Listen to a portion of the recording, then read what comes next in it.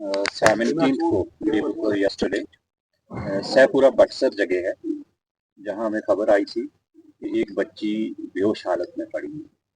हमने immediately team SHO कीर भवानी को भेजा था और उसके बाद वहां जाके पता चला कि वो वफात पा चुकी थी, डेड बॉडी थी।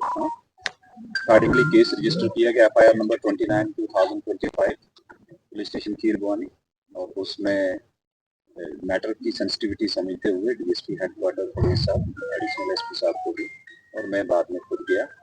हमने एक सिट कंस्टिट्यूट की और उसमें श्रीनगर से हमने फॉरेंसिक्स के एक्सपर्ट्स को लाया और उनके आने पे उसको सीन ऑफ क्राइम को प्रिजर्व करके डिटेल एग्जामिनेशन किया गया और उसके बाद हमने डेड बॉडी को हॉस्पिटल शिफ्ट किया फॉर पोस्टमार्टम।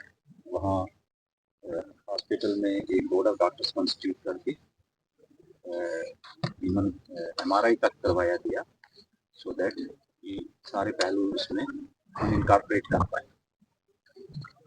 इसमें जो इनिशियल इन्वेस्टिगेशन में वहाँ जो स्टोरी और कुछ स्टेटमेंट्स दी गई कि ये 2 बच्चियां घर से निकली थी, आगे किडनैप अबडक्शन किया गया और उसके बाद आगे इसको मार दिया।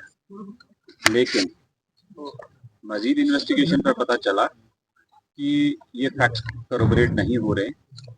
जिस रोड से जहां से जिस लोकेशन से डेड बॉडी मिली है उसके एंड पे जाके अगेन सीसीटीवी है और बिगिनिंग में डिसीज्ड के घर में भी सीसीटीवी कैमरास लगे हुए हैं, उसका टेक्निकल एग्जामिनेशन करवाया गया और जहां से किडनैपिंग की प्लेस दिखाई गई, अब्डक्शन की दिखाई गई थी, उस जगह पे एक बाड़ी दिखाई, एक पैडी फील्ड टाइप की अपनी, तो यहाँ से निकले थे। उस लड़की ने जो स्टेटमेंट इनिशियल दी थी एल्डर सिस्टर ने, वहाँ मैच बिल्कुल नहीं किया, वो लॉक थी और फिर हमने असिस्टेंट इंट्रोगेशन करके पता चला कि बड़ी जो एल्डर गर्ल है उसका भी हमने मेडिकल एग्जामिनेशन उसी समय करवाया था हॉस्पिटल में और उसने जाके अपने कजन के घर में अपने टेस्ट चेंज किए थे जो कि हमने रिकवर किए, जिस पर ब्लड लगा हुआ था, अच्छा ब्लड स्टेन्स थे और उसके बारे में पूछताछ किया गया और डिसीज्ड के, इंटरेस्टिंगली डिसीज्ड के हाथों में भी प्लक्ड हेयर्स थे और वो उसकी एल्डर सिस्टर के हेयर थे जो कि अब फॉरेंसिक्स के एक्सपर्ट्स ने पिकअप किए हैं और वो एग्जामिनेशन के बाद डिटेल रिपोर्ट आ जाएगी। आफ्टर दैट इसका इंट्रोगेशन किया गया। इसने काफी घुमाने की कोशिश की बट वो सारी चीजें मैच नहीं हुई। एक आध इंडिविजुअल का नाम भी दिया, उसका हमने टावर लोकेशन भी चेक की, वो 2 दिन से यहाँ नहीं था।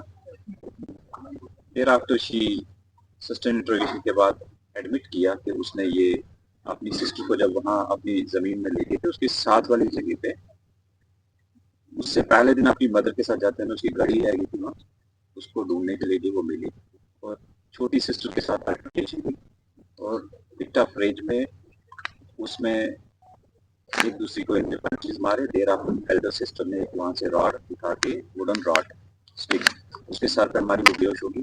जब उसको डर गई कि इसको ये तो मर बेहोश है या उठ के बताएगी, उसने एक और दोबारा मारा, उसका सर पर, उससे वो डेथ हो गई ऑन स्पॉट। फिर उसने वो रॉड वहाँ साइड पे झाड़ में छुपा दी थी जो कि हमने मैजिस्ट्रेट के सामने, फॉरेंसिक्स के सामने उसके डिस्क्लोजर पे जाके रिकवर की और उसके ऊपर ब्लड लगा हुआ है और वो सेम रॉड है जो कि मैच हो रही है।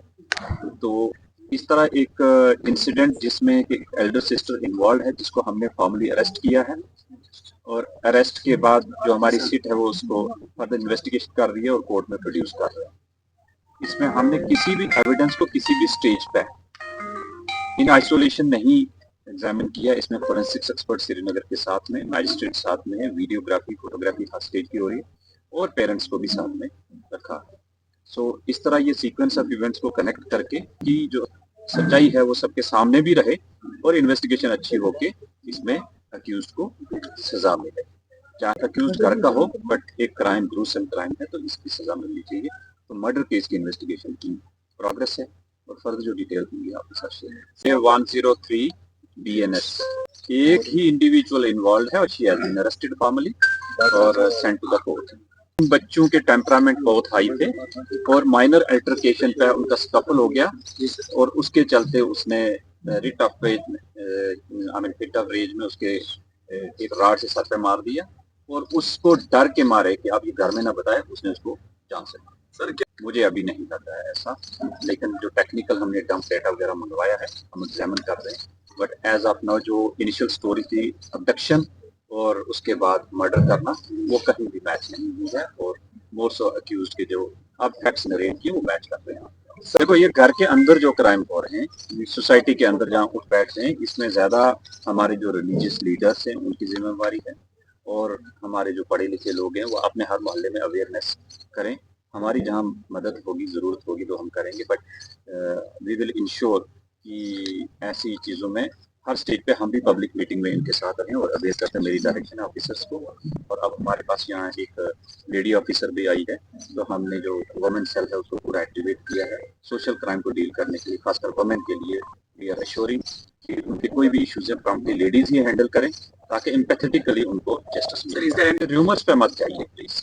कल कोई खुद ही अपनी इन्वेस्टिगेशन करके हवा में कोई 2018 का इंटरव्यू चढ़ा रहे हैं, तो उससे क्या है कि हमारा वो फाइनल वर्जन नहीं होता, तो उससे क्या है कि जो अक्यूज एक्चुअल अगर होगा तो वो बेनिफिट ले लेता है।